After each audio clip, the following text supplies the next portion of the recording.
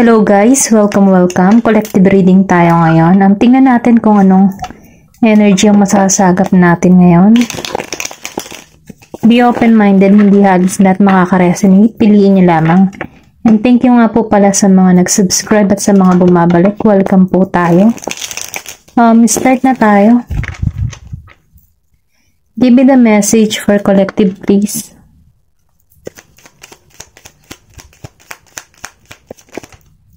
Okay, meron ka ditong Queen of Cups, reverse, then Four of Swords, reverse. Give me the message for collective, please. Then meron ka ditong Nine of Pentacles, upright. Then, meron ka ditong Three of Wands, upright. Give me the message for collective, please. Eight of Cups, upright. Give me the message for collective, please.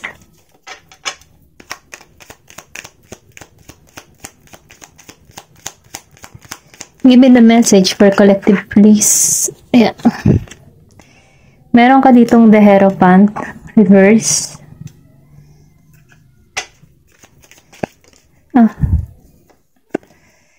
The Emperor, upright. King of Swords, upright.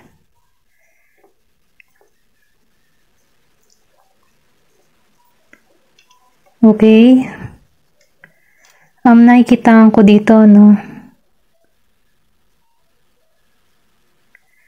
Meron ditong nag-iintay. Kumbaga, nakikita ko dito, nag-iintay siya ng pagbabago or nag-iintay siya ng tamang panahon. Okay? Ito lang yung nakikita ko. Kumbaga, tapos na yung cycle, tapos na yung paghihirap, tapos na yung pain. Then, nakikitaan ko rin dito, nandito na siya sa energy ng Emperor. Actually, dalawang channel yung nakikita ko dito. Dalawang tao. Sa Emperor and King of Swords. Or pwede rin sabihin na may dalawang tao ka, no? Na nasa buhay mo, or pwede rin sabihin na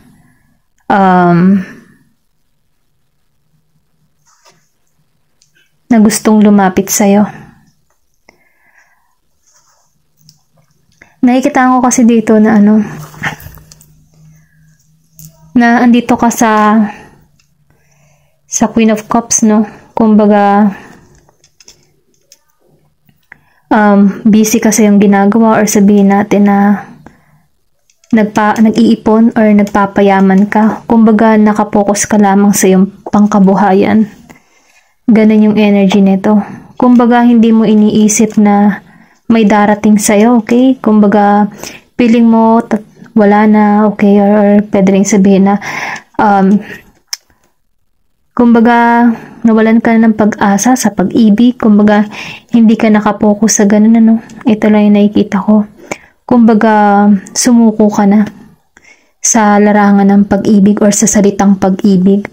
Kumbaga, nakapokus ka lang ngayon sa mo, sa sarili mo, kung paano mo mapapaunlad yung sarili mo. Then, nakikitaan ko rin dito kasi na lumalago ka. Kumbaga, lahat ng mga gusto mo, madali mo siyang makuha.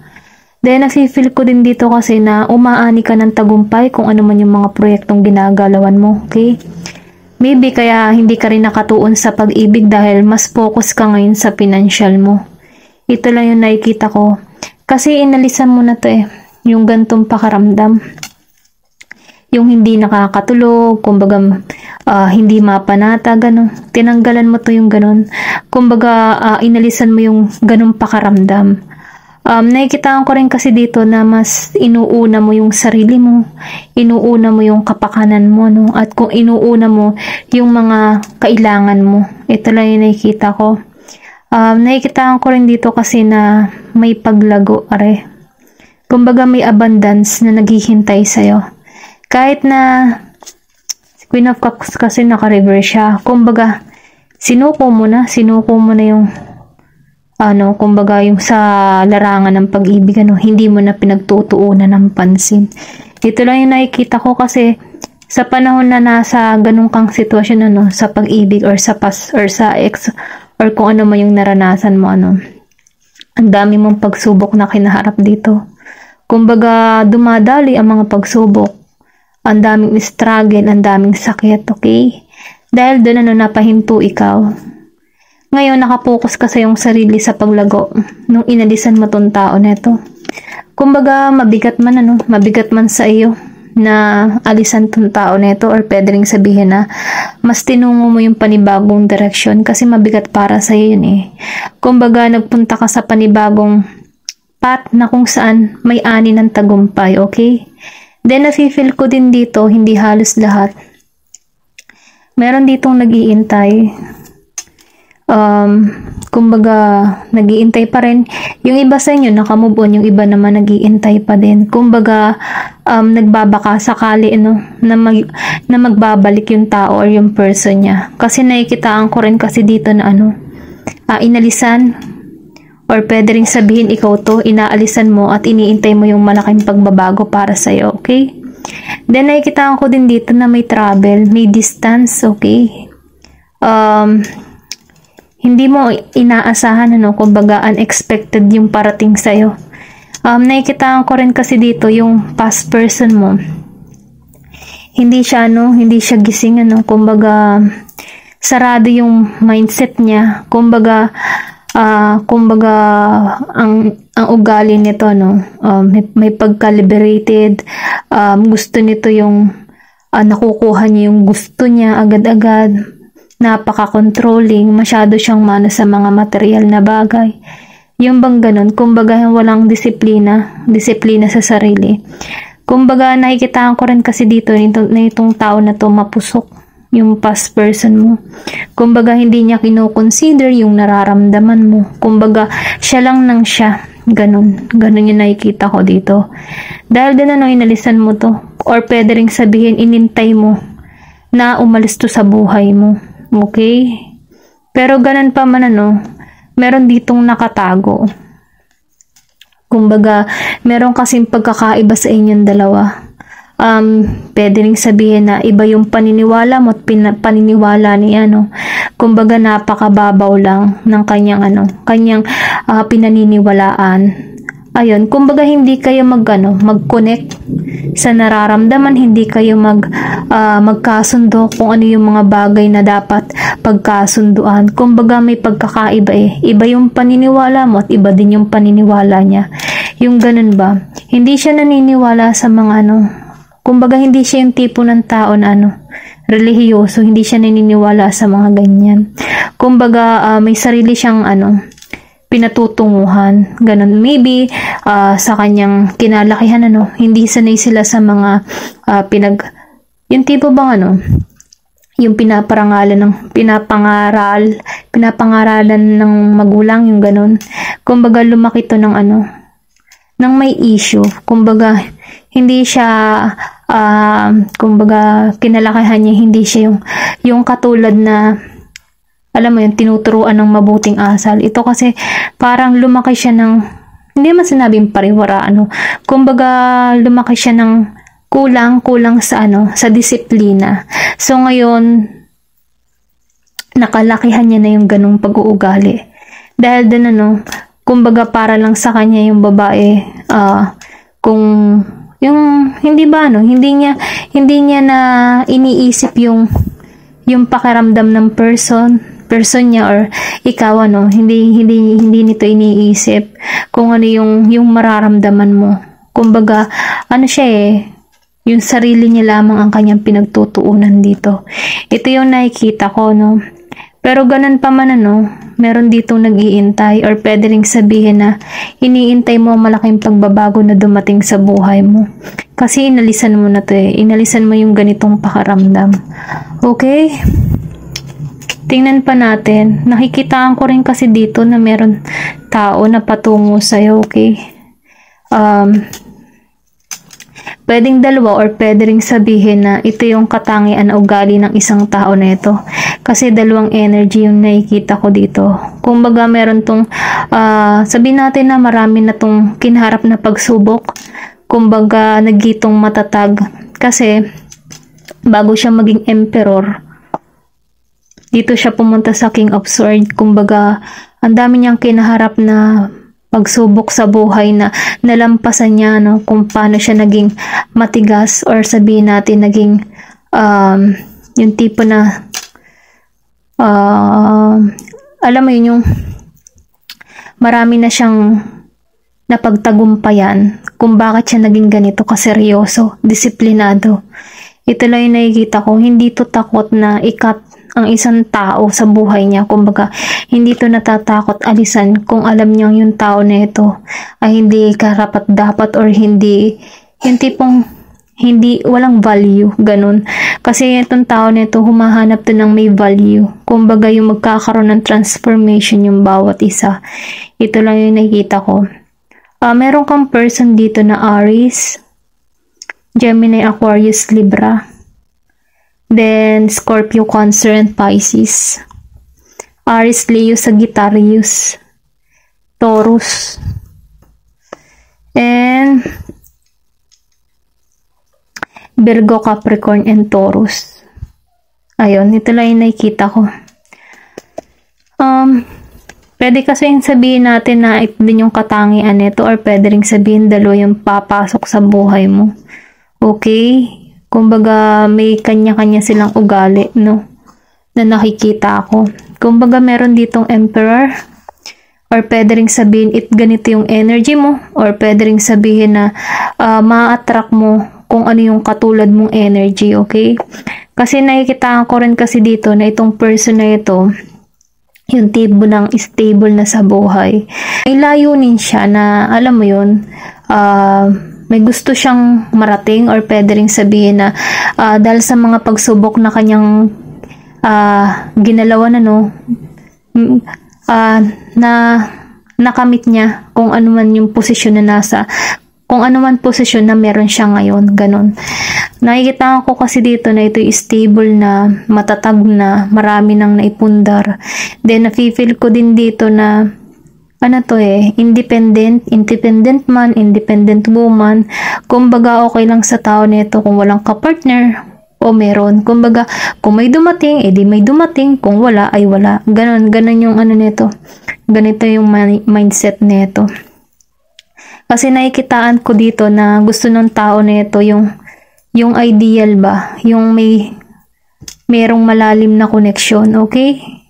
Pwede rin kasi kung makikita mo kasi sa King of Swords at the Emperor, may pagkakapareho din kasi sila ng pag-uugali. Kaya lang, ang pinagkaiba lamang dito ay mas matatag tong Emperor. Kasi ang Emperor pinakamataas na sa mga hari eh. Pero ganun pa man itong si King of Swords, marami tong pagsubok na kinaharap. Ayun. Kumbaga dito, ipagtatanggol ka talaga nito sa kahit ano pa man. Pero itong The Emperor kasi, kumbaga secure ka. Meron na tong kabuhayan. Talagang family ang gusto ng tao nito, no? Aries energy. Tingnan pa natin kung ano pa yung magaganap, no? Yung person mo dito, nag-iintay ng tamang panahon, okay? Kumbaga, nahanap lang to ng right timing. Pero nag-iisip to kung babalik ba o hindi. Okay? Ito lang yung nafe-feel ko. Pero ikaw kasi naka-move on na dito. Kumbaga, masagana ka. Mas inuuna mo yung sarili mo. Kumbaga, ini-enjoy mo kung ano yung meron ka dito. Tapos ka na eh. Kumbaga, nalampasan mo na tong kalbaryo na ito. Okay? Ito lang yung nakikita ko. Pero ganun pa man, hindi ka nag-iisip ng kapartner sa buhay. Kumbaga, masaya ka kung anong meron ka. Ganun. Masaya ka kahit single ka. Masaya ka dahil sa mga inaani mong tagumpay. Kumbaga nag-iipon ka na lang, nag-iipon para sa future mo. Ganon. Ganon yung nakikita ko dito. Kasi inalisan mo to eh. Ayaw mo kasi yung pakaramdam na ang bigat-bigat. Kumbaga magulo. Ganyan. Kumbaga sinasabi dito, no, nakikita ko rito na magkakaroon ng justice. Justice sa'yo, okay? Kumbaga, kung ikaw man ay sinaktan or ng past nito, kasi naramdam ko nasaktan ka dito eh. Kung ikaw man ay nakaramdam ng mga ganun pasakit, ano, magkakaroon dito ng justice para sa'yo. Kumbaga, si universe ang kikilos o si God na yung kikilos para sa'yo. Kasi nakikitaan ko rin dito na ano eh, handa ka na eh, may tapang ka na ng lakas. Kumbaga may tapang at lakas ka na ng loob tulad ng isang leon. Kumbaga, tumayo ka. Nanatili ka sa yung paninindigan, ano? Kumbaga, kung ikaw man ay iniwan ng wala, ganyan.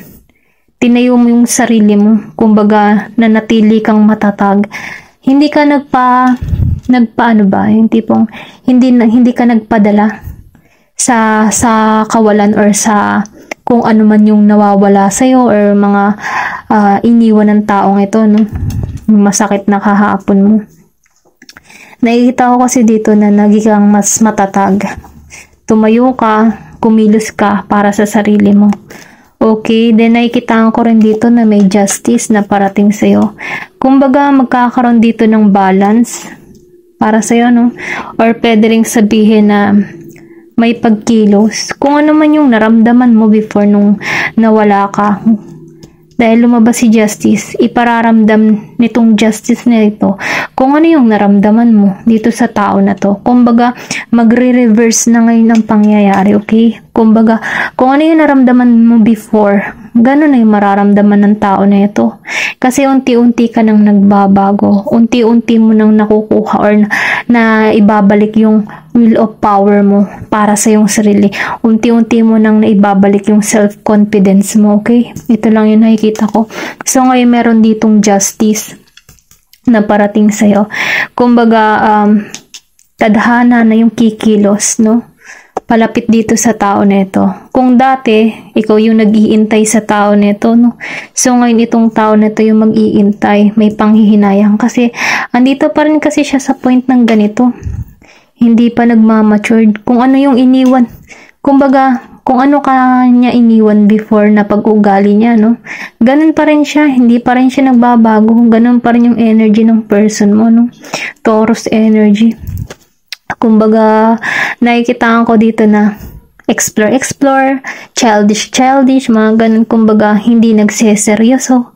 Walang direction. Kumbaga, easy lang. Ganun. Happy-go-lucky. Ganun yung nangyayari dito.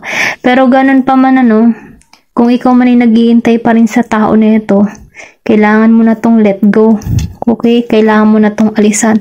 Kasi maraming blessing ang naghihintay sa'yo or pwede rin sabihin na ito yung naghihintay sa'yo, yung right person na kung saan magiging kang masaya. Kasi hindi to makapasok sa buhay mo, itong tamang tao para sa'yo. Kasi nakapokus ka pa rin sa past. Kumbaga, nahihirapan kang i-let go yung past. Kasi yung emotion mo, yung tumatalo sa'yo. Kumbaga, nagpapasok ka sa emotion na nararamdaman mo. Kasi umaasa ka pa sa tao nito. Pero itong tao nito, ganito kasi yung energy niya. Kumbaga, liberated. Yung sinabi ko kanina, yung mga negatibo, may pagka-narcissist pa. Pero ito kasi yung patungo sa'yo, okay? The Emperor and the King of Swords, yung katangian ng tao na to. Kumbaga, ideal talaga. Hindi ka magsisisi. Yun nga lang, nasa iyong, kumbaga, nasa iyong ang sagot, kung ano, or sabihin natin, nasa iyo yung pagbabago, kung paano mo babaguhin yung sarili mo, okay? Kasi yung iba sa inyo, hanggang ngayon, nag-iintay pa rin. Then, yung iba naman, hindi na nag-iintay, wala nang pakialam. Kung may dumating man o hindi, basta siya, nakatuol lang siya sa ano niya, sa stability niya. Ganon. Ito lang yung nakikita ko. Then yung iba nag-iintay, umaasa pa na magbabalik tong tao nito. Pero ang katotohanan, itong tao nito, ganito pa rin yung energy niya. Explore, explore, explore. Kanya. Marami pa siyang nag-e-enjoy pa siya sa kung ano man yung kanyang pinag-e-enjoyan. Ganon. Hindi pa to nagmamatured. Then, ito yung nakikita ko, no? May justice na parating sa'yo. Pero pag natutunan mo, i-let go yung tao mo at ibinalik mo tong confident na meron ka, dito na papasok tong bagong tao, bagong energy parating sa'yo, okay? Then, nakikita ko dito, no, the star. Kumbaga, yung kahilingan mo, ay matatagpuan mo or ibibigay na sa'yo. Kumbaga, ipagkakaloob na sa'yo kung ano man yung mga hinihiling mo. Kasi, pinalaya mo na maybe humihiling ka dito ng malaking pagbabago para sa iyong sarili or pwede rin sabihin na tao, person na karapat dapat para sa'yo, okay? Ito lang yung nafe-feel ko. Meron ka ditong hinihiling. Kumbaga, sobra kang nagnanasa or nagnanais sa makamtan yung kahilingan mo, no? Kasi ayaw mong mag-isa or sabihin natin gusto mo nang maging masaya.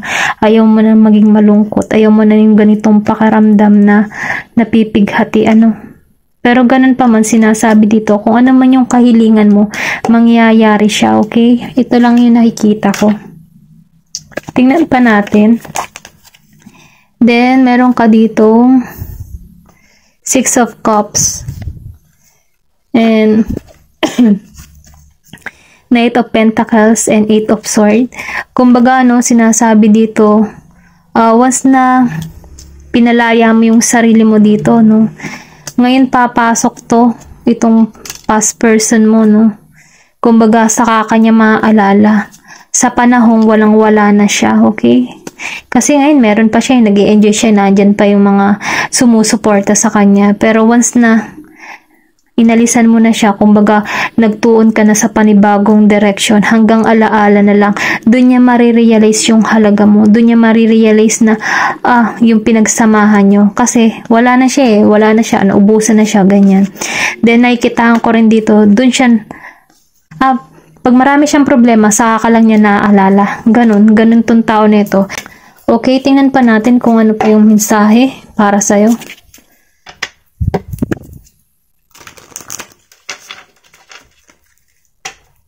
Give me the message for collective.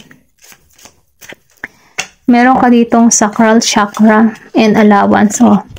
See, kung makikita mo allowance, maraming blessing yung parating sa'yo. Kung sinasabi dito, hindi ka huhusgahan ng sino man, tinatanggalan mo na yung mga takot, yung mga alalahanin mo. Then nakikitaan ko rin dito na hinahayaan mo na si universe yung kusang magdala sa'yo ng mga biyaya o ng mga blessing. Kumbaga ipinagpapasa Diyos mo na lang ang lahat, Then nakikitaan ko rin dito na itong partner na gustong gusto mo, ayun ay darating sa'yo, Kumbaga kusang darating sa'yo. Then nakikitaan ko rin dito kasi ng abundance. Kumbaga allowance, biyaya, blessing, Kumbaga inaabot sa'yo yung pera, ganun. Kumbaga, lang siya, malakas ba yung niya, yung maraming blessing. Ito na yung nafe-feel ko. Kumbaga, dire-diretso yung daloy ng biyaya. Kumbaga, magbubukas sa'yo ang panibagong pintuan na kung saan magbibigay sa'yo ng maraming blessing. Okay? Then, lumabas ang sacral chakra. Then, sinasabi dito, hayaan mo daw dumaloy kung ano man yung gusto mong mangyari, Kumbaga, magtiwala ka sa taas, magtiwala ka sa Diyos, Dahil kung ano man yung mga hinihiling mo, ma-attract mo ito at magiging kang matagumpay. Kumbaga, sinasabi dito na kailangan mong maging positibo, at i-create mo talaga kung ano man yung gusto mong mangyari. Kasi, parating talagang success and abundance sa iyong buhay, okay? Kumbaga, positive yung sinasabi dito, allowance and din sacral chakra. Kumbaga, hayaan mo, pakawalan mo yung nararamdaman mo, dahil pag pinakawalan mo na at hindi ka na nagpapasakop sa ganyang pakiramdam, dyan tutungo yung blessing parating sa iyo nang hindi mo siya inaasahan. Kumbaga, normal na nagfo-flow yung energy ng positibo parating sa iyo, okay? Ito lang yung nakikita ko, Thank you for watching and love and peace.